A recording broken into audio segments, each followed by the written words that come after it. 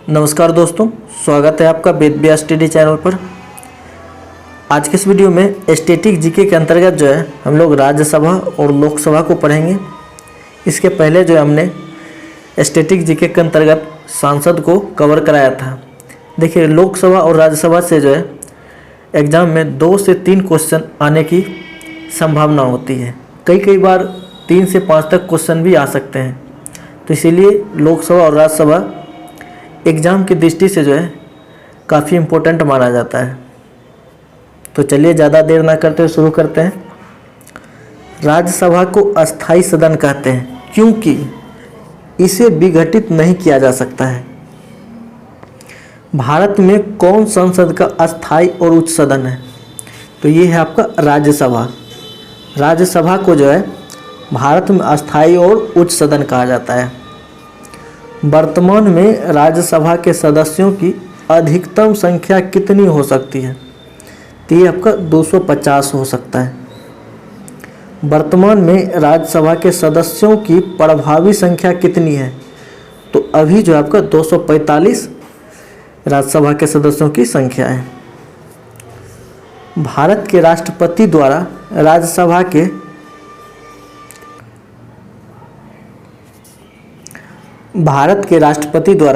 राज्यसभा के कितने व्यक्ति मनोनीत किए जाते हैं? तो 12 व्यक्ति जो है आपको राष्ट्रपति के द्वारा राज्यसभा में मनोनीत किया जाता है।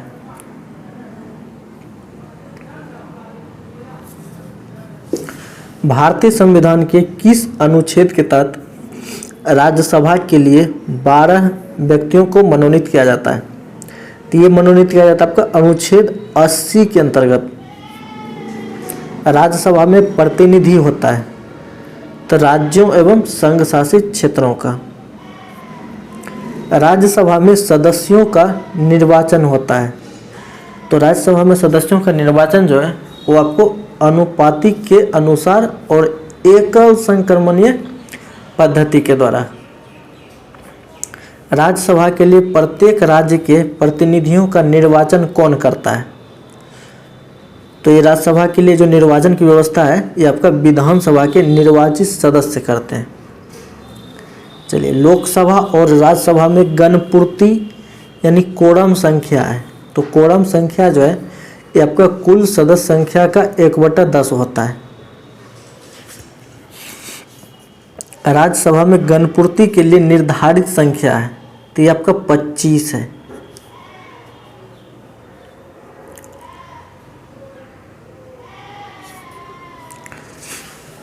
राज्यसभा में राज्यों का प्रतिनिधित्व किस बात पर निर्भर करता है?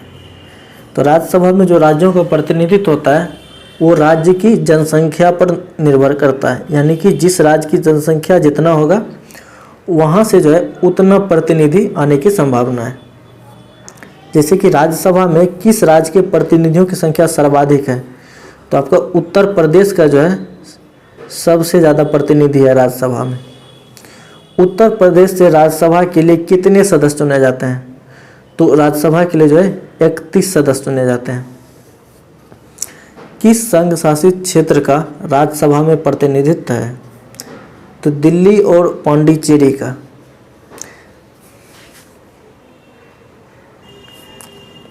यहाँ पर आप देख सकते हैं कि राज्यसभा में जो है राज्य और केंद्र शासित प्रदेशों का प्रतिनिधित्व बताया गया है। यानी उत्तर प्रदेश का जो है सबसे ज़्यादा होता है 31 प्रतिनिधि की संख्या राज्यसभा में।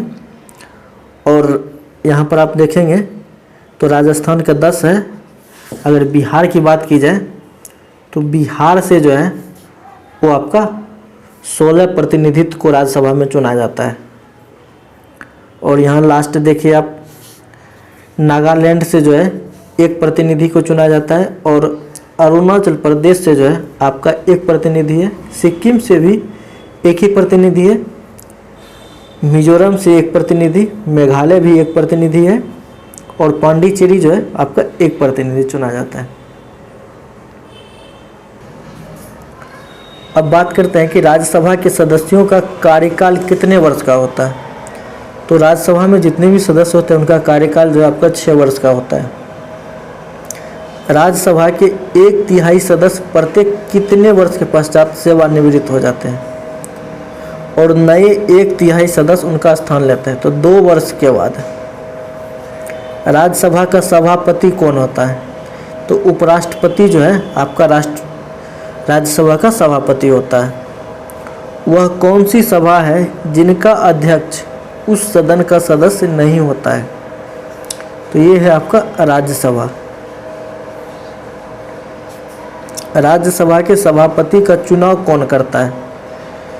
तो सभापति का चुनाव जो है वो आपका लोकसभा और राज्यसभा के निर्वाचित एवं मनोनीत सभी सदस्य करते हैं। किस निकाय की अध्यक्षता गैर सदस्य करता है? तो राज्यसभा का। चलिए, राज्यसभा के सभापति की अनुपस्थिति में राज्यसभा का कार्य संचालन कौन करता है? तो ये करता है आपका उपसभापति। राज्यसभा के उपसभापति का निर्वाचन कौन करता है? तो आपका राज्यसभा के सदस्य जो है राज्यसभा के उपसभापति का निर्वाचन करता है। राज्यसभा के द्विवार्षिक चुनाव की अधिसूचना कौन जारी करता है? तो ये है निर्वाचन आयोग। राज्यसभा के सदस्यों का निर्वाचन होता है तो राज्य के विधानसभा के निर्वाचित सदस्यों के द्वारा जो है राज्यसभा के सदस्यों का निर्वाचन किया जाता है। किसके संबंध में राज्यसभा को लोकसभा के अपेक्षाकृत अधिक अधिकार प्राप्त है? तो यह है अखिल भारतीय सेवाओं का सृजन में। लोकसभा द्वारा पारित धन विधेयक राज्यसभा को प्राप्त होने के कितने दिन के भीतर लोकसभा को वापस लौटाना पड़ता है? तो 14 दिन के भीतर, ठीक है। यानी कि कोई विधेयक अगर लोकसभा में पारित होता है तो फिर उसको राज्यसभा में भेजने के बाद जो है राज्यसभा उसको जो है 14 दिन के भीतर फिर से उसको लोकसभा में भेजता है। राज्यसभा सामान्य विधेयक को अधिकतम कितनी अवधि के लिए रोक सकता है? तो कोई जनरल विधेयक है, कोई जनरल कानून है तो उसको 6 माह के लिए जो है रोक सकता है। अधिकतम अवधि अब उसका 6 माह है। क्या राष्ट्रपति लोकसभा की भांति राज्यसभा को भंग कर सकता है? नहीं। क्या राज्यसभा की सभापति संसद के दोनों सदनों की संयुक्त अधिवेशन की अध्यक्षता कर सकता है? ये भी इसका जवाब है नहीं।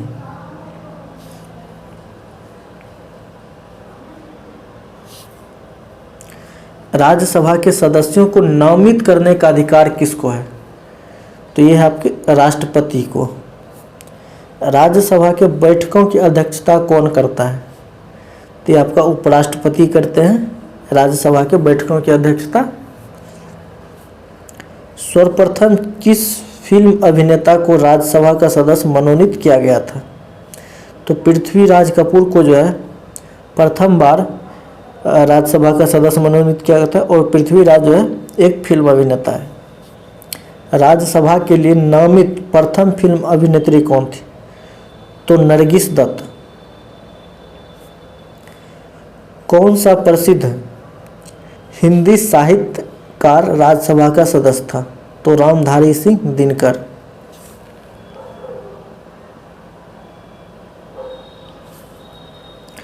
राज्यसभा की प्रथम महिला महासचिव कौन थी?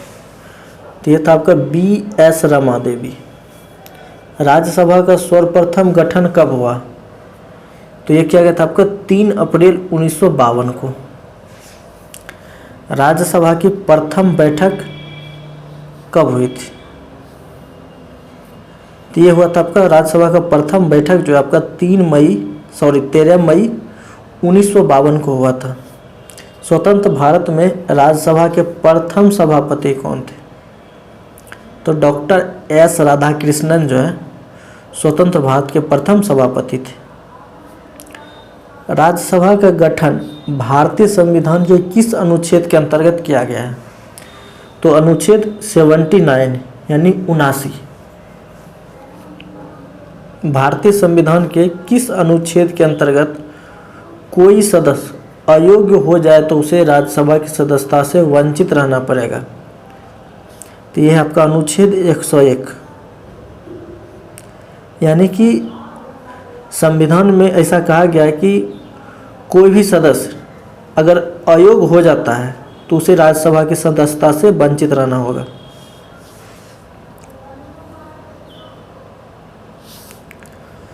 यदि कोई सदस्य बिना सूचना के कितने दिनों तक राज्यसभा से अनुपस्थित रहे तो उसका स्थान रिक्त समझा जाता है, 60 दिन तक।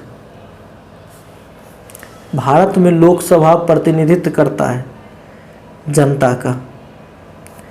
भारतीय संविधान के किस अनुच्छेद में लोकसभा के गठन के संबंध में प्रावधान किया गया है?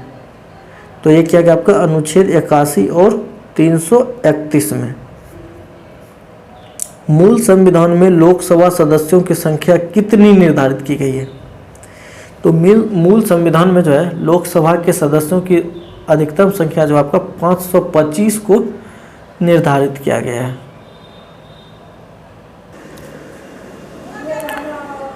31वें संवैधानिक संशोधन अधिनियम द्वारा लोकसभा की अधिकतम सदस्य संख्या कितनी निर्धारित की गई है?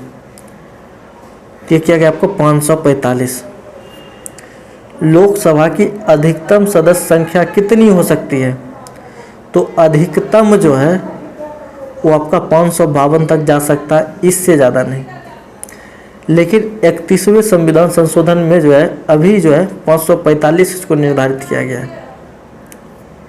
वर्तमान में लोकसभा के कितने सदस्यों को राज्य की जनता सीधे निर्वाचित करती है?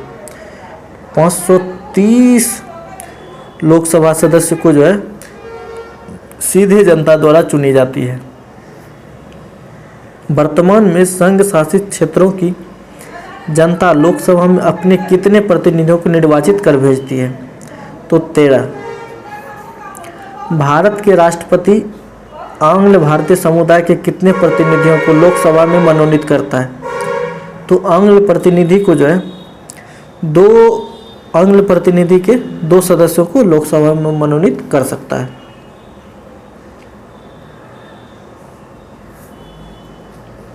भारत के राष्ट्रपति द्वारा लोकसभा में आंग्ल समुदाय के 2 सदस्यों को किस अनुच्छेद के अंतर्गत मनोनीत करता है? तो अनुच्छेद 331। लोकसभा के निर्वाचन क्षेत्रों की सीमा निर्धारण पहली बार कब किया गया था?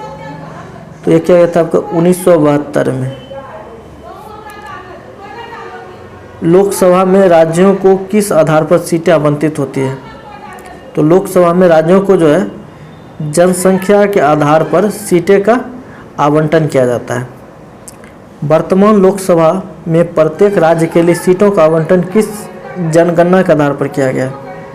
तो ये अभी जो है 2001 की जनगणना के आधार पर जो है राज्यों को जो है लोकसभा सदस्य की संख्या को निर्धारित किया गया है। लोकसभा में जो है राज्यवार सीटों का आवंटन 2001 की जनगणना पर आधारित है। यह निर्धारण किस वर्ष यथावत रहेगा?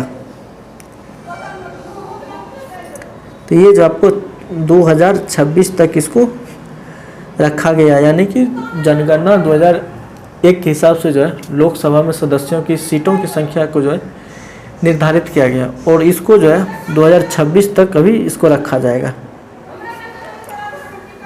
चलिए अगला सवाल है कि लोकसभा के एक निर्वाचन क्षेत्र में कम से कम कितनी जनसंख्या का प्रतिनिधित्व करती है? तो कम से कम 12 लाख जनसंख्या तो होना चाहिए एक लोकसभा निर्वाचन क्षेत्र में। लोकसभा में अनुसूचित जाति एवं अनुसूचित जनजाति के प्रतिनिधियों के लिए कितने सुरक्षित निर्वाचन क्षेत्रों की व्यवस्था की गई है? तो ये क्या है? 119। लोकसभा के लिए प्रथम आम चुनाव कब हुआ था? तो 1952 में जो है लोकसभा के लिए प्रथम आम चुनाव करवाया गया था। भारत में अब तक लोकसभा के लिए कितनी बार चुनाव हो सका है? तो 16 बार टोटल। लोकसभा का चुनाव लड़ने के लिए इच्छुक व्यक्ति की न्यूनतम आयु जो है वो आपका 25 वर्ष होना चाहिए।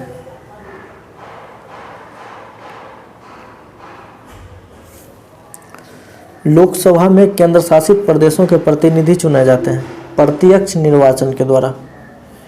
भूतपूर्व संसद सदस्यों के लिए पेंशन की व्यवस्था कब लागू किया गया था? तो ये क्या कहते हैं आपको 1976 में। जब सदन में अति महत्वपूर्ण मामले पर विचार होता है तो उस समय को कहा जाता है शून्यकाल कहा जाता है। बजट पहले किसके द्वारा पारित किया जाता है? तो लोकसभा में जो है सबसे पहले पारित किया जाता है। भारत का कौन सा राज्य सबसे अधिक प्रतिनिधि लोकसभा में भेजता है? तो उत्तर प्रदेश। लोकसभा में किस संघ शासित क्षेत्र के सर्वाधिक प्रतिनिधि निर्वाचित होकर आते हैं? तो दिल्ली का जो है सबसे ज़्यादा आता है। लोकसभा के सदस्यों का कार्यकाल कितने वर्ष का होता है? तो ये होता है आपका 5 वर्ष का।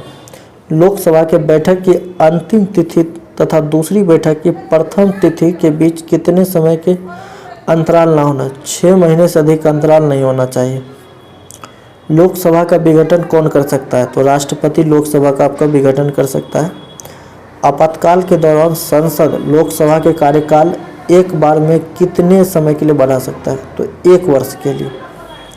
लोकसभा में कोरम यानी अनुपूर्ति पूरा करने के लिए कम से कम कितने सदस्यों की जरूरत होती है? तो कुल सदस्य का 1/10 भाग है। लोकसभा में किसी सदस्य की सदस्यता कितने दिनों तक लगातार अनुपस्थित रहने पर समाप्त हो जाए? तो 60 दिन या 2 माह। अगर कोई लोकसभा सदस्य 60 दिन या 2 माह तक अनुपस्थित रहता है तो उनकी सदस्यता को जो है समाप्त कर दिया जाता है।